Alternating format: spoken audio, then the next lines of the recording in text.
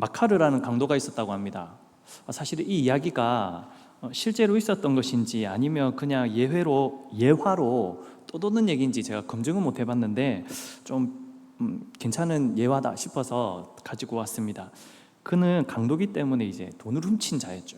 훔쳤는데 그 훔친 돈의 일부를 항상 교회에 헌금으로 내고 또 훔친 물건 중에 일부를 이제 가난한 자들을 위해서 나누어 주었다고 합니다. 뭐 홍길동도 아니고 말이죠. 그리고는 매일 아침과 저녁으로 그 정해진 시간에 그 교회로 나와 무릎 꿇고 눈물을 흘리며 기도를 했다고 합니다. 그래서 사람들은 마카르라는 이 사람이 신앙심 깊은 훌륭한 사람이다 라고 칭찬을 했다고 하네요. 하지만 마카르는 그 자신의 행위가 악하다는 걸 알면서도 그 종교적인 형식을 통해 죄를 용서받을 수 있다라고 믿었습니다.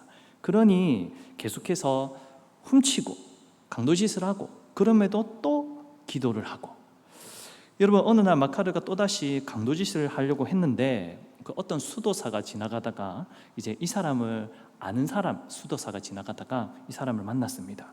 만나서는 이제는 이 얘기를 해야겠다 하고 이제 물어보죠. 당신은 왜 늘 기도하는데 그런데 그 강도짓을 버리지 못합니까? 마카르가 대답했다고 합니다. 제가 악한 짓을 해도 신께서 용서해 주시리라 믿습니다. 기도는 저의 영혼을 깨끗하게 해주는 것이기 때문이지요.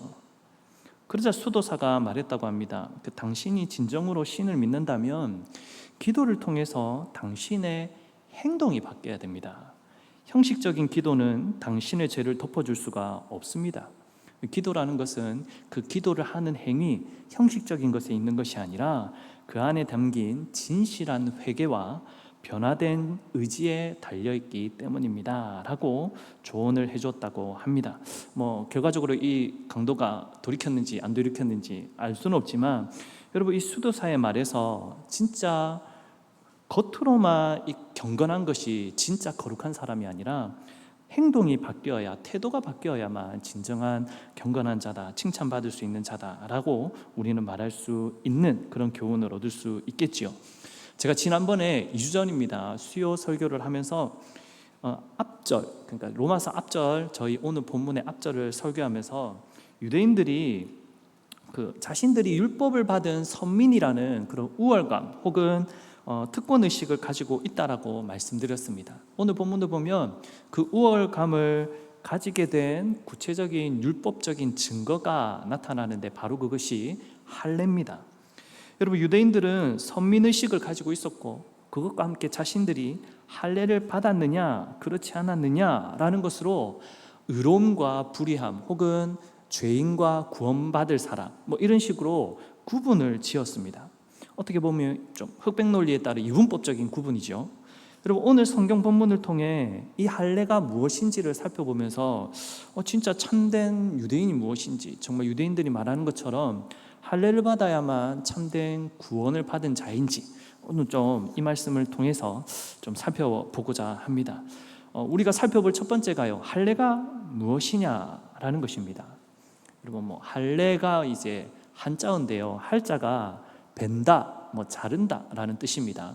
헬라어로도 히브리어로도 물이라고 하는데 자르다, 베다라는 뜻입니다. 이 할부, 할당 이런 표현도 많이 들어보시지 않았습니까? 할자가 이제 자르다, 벤다라는 뜻으로 할례하면 자르는 예식이죠.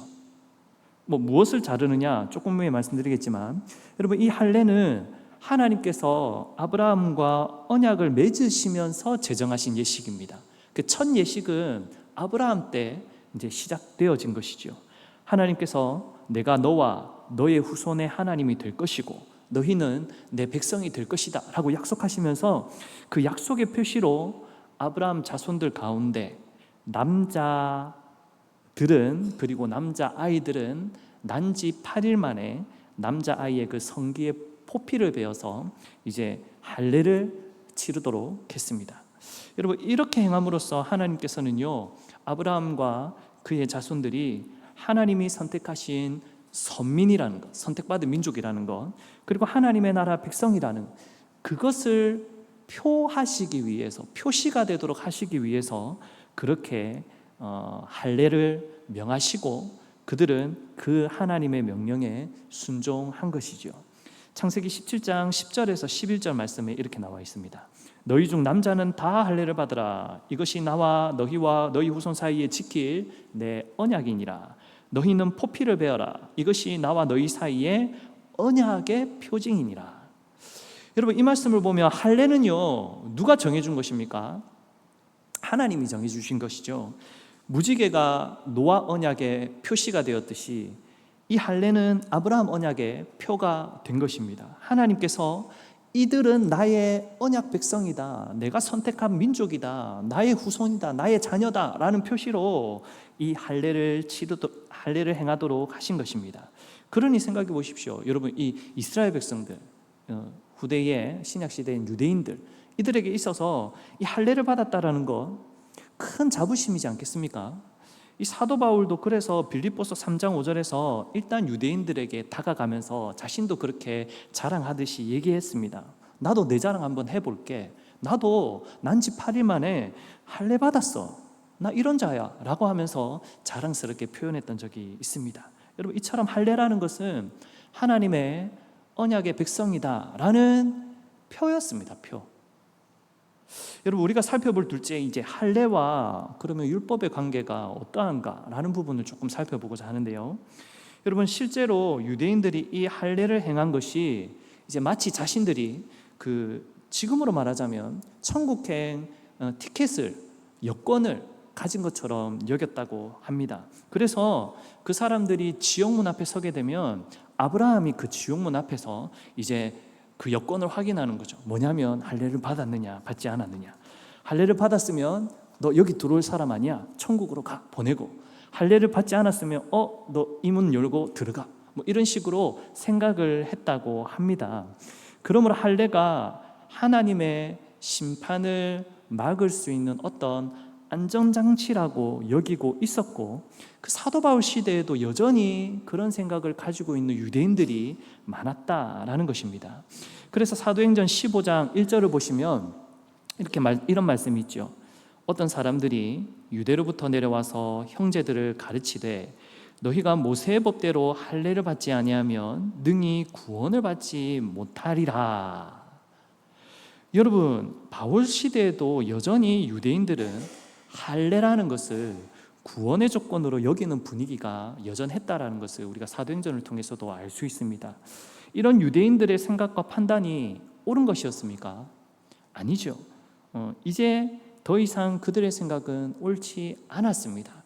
물론 이제 2000여 년이 지난 우리 시대에는 이게 당연히 아닌 거라는 걸 알지만, 교회 사람들은, 그런데 그때 당시 유대인들은, 그 예수님이 죽으신 지 얼마 되지 않았던 그 시절의 유대인들은 당연히 이것이 여전히 우리에게 있어서는 천국의 열쇠와도 같은, 천국의 티켓과도 같은 것으로 여겨졌다라는 것이죠. 여러분, 이 유대인들의 생각이 왜 이제 틀렸는지에 대해서는 사실은 구약의 옛 언약과 그 신약의 새 언약 사이의 어떤 갱신과 그 중첩되는 시기와 또 그리스도께 나아가는 그런 어떤 신학적인 주제들까지도 살펴보면 좋겠지만, 오늘은 시간 관계상 그것에 대해서는 다음에 로마서 뒷부분을 얘기하면서 말씀드릴 기회가 있을 것 같고요. 오늘은 할례와 그 율법의 그 사회적이고 역사적인 그 관계 안에서도 이 말씀의 교훈을 얻을 수 있기 때문에 그 부분을 조금 집중적으로 해서 말씀을 이어가겠습니다. 여러분, 유대인들의 생각이 잘못되었다라는 것을 알려주기 위해 사도 바울이 오늘 본문 25절을 적었습니다. 25절에 이렇게 말씀하고 있죠. 네가 율법을 행하면 할례가 유익하나 만일 율법을 범하면 내 할례는 무할례가 되느니라. 여러분, 율법이 뭐죠? 율법이 뭔가요? 하나님의 법, 하나님의 명령, 하나님의 계명, 이렇게 이해하실 수 있겠죠. 그러면 할례가 뭔가요? 앞에서도 말씀드렸다시피 하나님의 나라의 언약 백성이라는 표였습니다. 표. 조금 더 쉽게 말하자면 율법이 할례의 상위 개념 혹은 포괄하는 개념입니다. 율법이 더 큰 개념이라는 거죠. 그래서 할례는 어떻게 보면 표이기 때문에 조금 실천적이면, 그 율법은 그 할례를 행한 의미와 뜻이 담겨져 있는 하나님의 그 말씀의 명령에 그 뜻까지 담겨져 있는, 그렇게 이해하시면 좋을 것 같습니다. 여러분, 그러니까 할례가 하나님 나라 백성의 표다. 이 표를 받은 사람은 하나님 나라 백성이야 라는 자라고 한다면, 여러분, 그 하나님을, 할례 받은 자는 그 하나님을 어떻게 섬겨야 되겠습니까? 왕으로, 나의 주인으로 당연히 인정하고 따라야 되겠죠. 그 말인즉슨 하나님께서 그 나라를 위해 제정하여 주신 법, 규례, 명령, 이러한 것들은요 반드시 복종해야 한다라는 것입니다. 할례를 받았는데 율법에 복종하지 않는다면 할례가 무의미한 것이 되는 것이죠. 여러분, 그 유승준이라는 유명한 가수 아시죠? 젊은 어린 친구들은 잘 모를 텐데, 유승준이라는 유명한 가수가 있었습니다. 이 사람이 1990년대 후반부터 2001년도까지 아주 활발한 활동을 했고, 우리나라에서는 아주 유명한 가수였습니다. 그런데 2002년 1월에 병역 기피 사건이 터지면서 그는 한국에 입국할 수 없는 상태가 되었습니다. 여러분, 그가 한국에서 가수로 활동할 시기에는 미국의 영주권자였습니다. 시민권은 한국에 있었던 것이죠. 그러니 그에게는 활동하는 기간 동안에는 병역을 치러야 될 의무가 있었습니다. 그가 공공연하게 공연 중에도 자주 자신은 군대 갈 거다 이렇게 얘기를 했다고 하네요. 그런데 2022년 1월에 예정된 입대를 앞두고 그가 미국 시민권을 취득해 버립니다. 그러니 어떻게 됩니까? 당연히 병역이 면제가 됩니다. 영주권을 가졌을 때는 시민권이 한국에 있으니까 병역 의무가 있는데, 시민권이 이제 미국으로 넘어가니까 병역이 면제가 된 것이죠. 일반인이었다면 이게 크게 이슈가 안 됐을 텐데, 그가 연예인이라는 공인이었기 때문에, 그리고 한국에서 큰 영향력을 가지고 있던 존재였기 때문에 그의 미국 시민권 취득과 병역 면제는 그 병역을 기피한 것으로 한국 사람들은 여기게 된 것입니다. 그래서 한국 정부에서는 그에게 할 수 있는 최대의 제재가 입국 금지죠. 입국 금지. 그래서 한국에서 활동하지 못하도록 만들어 버렸습니다. 여러분, 아마 유승준 자신이 말했던 대로 그 병역의 의무를 다했다면 아마 이 상황은 달라졌겠죠. 그는 아주 잘 나가던 유명한 한국 가수라는 타이틀을 가지고 있었지만, 그 한국의 법과 한국인들의 정서에 맞지 않는 선택과 행동을 함으로써 그 잘 나가는 유명한 한국 가수라는 타이틀이 결국은 의미 없는 것이 되어져 버렸지 않습니까? 마치 이와 같습니다. 여러분들, 유대인들이 할례를 받았다면 그것이 유의미한 것이 되려면 당연히 율법에 복종해야 하는 것이죠. 하나님의 법에, 하나님 나라 백성이라고 하니까 그 하나님의 법에, 하나님의 뜻에 반드시 복종해야 되는 것이 온당 마땅한 것이지 않습니까? 형식만 갖추는 것이 아니라 그 내용까지, 실질적인 법의 의미까지 실천해야만 진짜 율법에 복종한 것이라 할 수 있다라는 거죠. 여러분, 이게 계약서가 있는데 제가 만약에 그 계약서에 사인을 했다고 하겠습니다. 근데 계약서대로 내가 사인은 했지만 그 계약서에 나와 있는 대로 내가 실행하지 않는다면 내가 한 사인은 무의미한 것이 되는 것이죠. 여러분, 지키지 않으면 아무 소용없는 것이 되는 것입니다. 마치 그와 같습니다. 할례를 받아도 하나님의 법, 율법에 복종하지 않는다면 그 할례라는 거칠에는 표식은 무할례가 되는 것입니다. 결국 이런 유대인들은 하나님의 언약의 표시가 그에게는 남겨져 있으나 하나님의 법 밖에 있는 사람이었기 때문에 하나님의 구원을 받을 자가 되지 못하는 것이죠. 여러분, 오히려 할례를 받지 않았다 할지라도, 이방인이다 할지라도 하나님의 법도인 그 율법 안에 들어와 그 법대로 살아낸다면, 순종해낸다면, 복종해낸다면 그 사람이야말로 참 할례자로 여길 것이다. 하나님께서는 그렇게 인정해 주신다라고 사도 바울은 그래서 그렇게 말하고 있지 않습니까? 오늘 사도 바울이 내리는 결론이 28절입니다. 그래서 여러분 28절을 보십시오. 28절 말씀에 무릇 표면적 유대인이 아니요 표면적 육신의 할례가 아니니라. 여러분, 여기에서 말하는 표면적 유대인이 어떤 사람일까요? 그냥 겉으로만, 육체적으로만 할례를 행한 사람이죠. 여러분, 이 사람은 진짜 유대인이 아니라는 것입니다. 29절 초반 내용을 보시면 오직 이면적 유대인이 유대인이라 그렇게 사도 바울은 표현하고 있지 않습니까? 여러분, 이면적 유대인이라는 말은 내면적으로 유대인이다라는 것입니다. 이것을 다시 말하면 육체의 할례를 받았느냐 안 받았느냐 그것이 중요한 것이 아니라 마음의 할례를 받은 그 사람이 진짜 유대인이라 할 수 있다라는 것이죠. 그러니까 표면적으로 드러나는 겉으로 드러나는 표를 받았다라는 것이 구원의 핵심을 이루는 것이 아니라 이면적으로 보이지는 않지만 그의 마음에 심령에 하나님의 뜻에 복종하고자 순종하고자 하는 그 마음가짐, 태도, 자세, 결단 이러한 것들을 가졌다라는 것이 구원의 핵심이 된다라는 것이 본문의 가르침입니다. 그러면 우리가 살펴볼 마지막 세 번째로요, 우리가 그러면 어떻게 하란 말입니까? 유대인들에게 한 말인데 우린 유대인과는 다르지 않습니까? 이 시대의 유대인이 아니라 우리는 이 시대의 그리스도인인데 우리가 어떻게 살아라는 말입니까? 사랑하는 성도 여러분, 오늘의 이 말씀이 단순히 유대인들에게만 적용되어지는 말씀이 아니라 이 말씀을 가지고 우리는 우리에게 적용되어지는 말씀으로 들어야 되고 받아들여야 합니다. 여러분, 오늘날 우리 신앙생활에도 어떻게 보면 이러한 원리와 이러한 모습들이 또 우리에게 반드시 적용되어야 될 부분이 있습니다. 왜냐하면 우리 신앙생활을 통해서도 마치 이런 유대인과 같은 표면적인 유대인과 같은 모습들이 우리에게 있거든요. 아마 대표적인 예가 직접적으로 할례와 또 이렇게 결부시킬 수도 있는 부분인 것 같은데요, 아마 세례에 대한 문제일 것입니다. 여러분, 구약시대에 하나님의 백성이 되는 표가 할례였죠. 여러분, 신약시대에 하나님의 백성이 되는 표로 교회에서 인정하는 것이 무엇입니까? 세례입니다. 네, 세례입니다. 여러분, 세례가 무엇입니까? 의미적으로 따지면 우리가 성령 안에서 그리스도의 죽음과 부활에 동참함으로써 그리스도의 몸에 내가 접붙임 당하는 것, 연합되어지는 것입니다.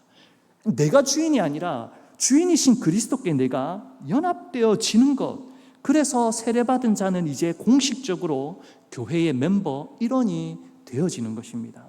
참된 하나님의 나라 백성이 되었음, 그것을 의미하는 표로서 이 시대 신약교회에서는 세례를 준다라는 말입니다. 그런데 우리 한국교회에서는 조금 문제가 있죠. 여러분, 세례를 받은 사람들이 진정한 회개나 믿음이 없어도 쉽게 세례를 준다라는 것입니다. 여러분, 세례받는다는 것이 옛사람이 죽어지고 새 사람을 입은 것이지 않습니까? 생각해보면 세례를 받는다라는 것은 정말 인생의 대전환점이 일어나는 진짜 터닝포인트가 되어지는 아주 중요한 시기입니다. 그렇다면 세례를 받을 사람이라면 적어도 자신의 인생을 돌아보아 하나님 앞에서 기도하면서 회개해야 하지 않을까요? 간절히. 그래서 자신의 옛 구습을 어떻게든 벗어버리고 청산해내고 결단하여 그리스도 안에서 이제 새로운 결단으로 내가 새 사람을 입은 자답게 어떻게 삶이 변화되어야 되느냐, 내 태도가, 내 관점이 어떻게 변화되어야 되느냐 심각하게 고민하면서 그 뜻을 찾아야 하지 않겠습니까? 그래서 세례를 받은 사람이라면 이제 나도 세례를 받았으니 이제 내가 누구의 뜻대로 살아내야 될까? 내 뜻이 아니라. 거기에 대한 심각한 고민과 결단도 있어야 되지 않겠습니까? 그런데 보십시오. 이제 나도 세례받을 나이가 됐으니까 세례받아야 되지 않을까? 이제 교회 나온 지 1년 지났으니까, 그리고 지난번에 학습 받았으니까 이제 세례받아야지. 여러분, 그러면 그 세례가 어떤 의미가 담겨져 있습니까? 때가 되니까 받는 것, 받아야 되니까 받는 것, 혹은 교회에서 결혼하려고 하면 세례받아야 한다고 하니까 받는 것. 여러분, 그 세례는 진정한 하나님의 뜻이 담겨진 세례입니까? 아니면 자기 뜻이 담겨진 세례입니까? 여러분, 율법을 범한 할례가 무할례가 된다고 사도 바울이 말하지 않습니까? 하나님의 뜻과 정신을 벗어난 세례가 무세례가 되지 않겠습니까? 여러분, 죄송한 말씀이지만 그런 의미에서 사실 저는 진중 세례를 찬성하지 않습니다. 그러니까 군대에서 병사들한테 주는, 그냥 막 주는 세례. 여러분, 그 사람의 믿음에 대한 진정한 교회의 확인도 없습니다. 검증도 없습니다. 그런데 그저 세례를 남발하는 것처럼 여겨지기 때문에 저는 찬성하지 않습니다. 여러분, 그런 식으로 세례를 주고 교회 성도수만 늘리려고 하니까 이 시대의 기독교에 대한 신뢰도가 지난주에 제가 말씀드렸듯이 8.9%밖에 되지 않는 거 아니겠습니까? 여러분, 교회에서는 막 세례를 베푸니 그 세례받은 자들이 막 살아내는 거죠. 사랑하는 성도 여러분, 세례를 받았다고, 입교를 받았다고, 교회 멤버가 됐다고, 직분을 받았다고 구원받은 것이 아닙니다. 여러분, 유아 세례를 받았다고 해서 이 아이가 나중에 무조건 천국 가는 자가 될 거다, 사실 그것도 아닙니다. 교회 출석을 잘하고 11조 잘한다고 해서 그 사람이 구원받은 증거가 되는 것은 사실 또 아닙니다. 가장 중요한 것은 내가 내 심령에 진심으로 예수 그리스도를 나의 구원자로, 그래서 그분을 나의 왕으로, 나의 주인으로 영접하고 받아들이고 인정하고 믿어야 되는 것입니다. 그래서 그 삶은 나를 죽이는 삶입니다. 그리스도가 드러나는 삶입니다. 그리스도 때문에 내 욕심을 버릴 수 있는 삶입니다. 그러한 삶을 살아내는 그 성화의 삶이야말로 구원받은 자의 삶이라 할 수 있는 것이죠. 단 여기서 제가 좀 이분법적으로나 흑백 논리로 여러분들 생각하지 않으셨으면 좋겠습니다. 저는 교회 예식의 무용론을 주장하는 것이 절대 아닙니다. 꼭 필요합니다. 여러분, 이렇게 설교를 하면 이제 그럼 세례나 직분 같은 것들은 뭐 아무런 의미가 없는 것이라 이렇게 생각하고 판단하시는 분들이 계신데, 그래서 그런 식으로 교회를 세워가는 다른 교단들도 있는데 절대 그렇지 않습니다. 여러분, 목마른 사람에게 진짜 필요한 것은 물이지만 그 물을 마시기 위한 도구, 컵은 필요하잖아요. 마치 그와 같은 것입니다. 본질을 위해서 도구들도 필요합니다. 사람은 영적인 존재이지만 눈에 보이는 것을 통해서 하나님께서 교보제를 쓰셔서 그것을 통해서 하나님을 바라보도록 또 하셨습니다. 그래서 우리는 세례를 베풀고 직분자를 세우는 것입니다. 사무엘상 16장 7절에 이렇게 말씀하시죠. 내가 보는 것은 사람과 같지 아니하니 사람은 외모를 보거니와 나 여호와는 중심을 보느니라. 사랑하는 성도 여러분, 우리 신앙의 표, 형식, 여러분 이게 무시당해야 된다는 것 아닙니다. 중요합니다. 교회에서 정한 교회의 법대로 여러분들이 순종하며 따르는 것, 형식이지만 중요합니다. 그것은 무시하지 마십시오. 하지만 내가 마음으로 회개하고 참 마음으로 하나님을 기뻐하시는 그분의 뜻대로 섬기며 살아내고자 하는 결단과 태도와 모습과 그런 가치관이 없다면 그 표시는 무의미한 것이 됩니다. 여러분, 표면적인 성도가 되지 마십시오. 이면적인 성도, 내면적인 성도가 되십시오. 참되다 인정받는 하나님의 자녀가 되십시오. 내가 연약하면 하나님께서 도와주십니다. 하나님께서 역사해 주십니다. 그 하나님을 붙드십시오. 나 자신의 뜻을 내려놓고 하나님이 무엇을 원하시는지 오늘도 기도하며 물으십시오. 하나님이 반드시 대답해 주실 것이고, 그때 하나님의 응답을 받은 여러분들이 그렇게 하나님의 뜻대로 살아내는 참 성도로서 살아내리라 믿습니다. 이면적 성도가 되셔서 이 땅에 막 살아내는 자들이 아니라 하나님의 뜻을 드러내며 살아내는 참된 세례자들이 다 되시기를 주님의 이름으로 간절히 소망합니다. 우리 시간 말씀을 기억하면서 함께 기도했으면 좋겠습니다.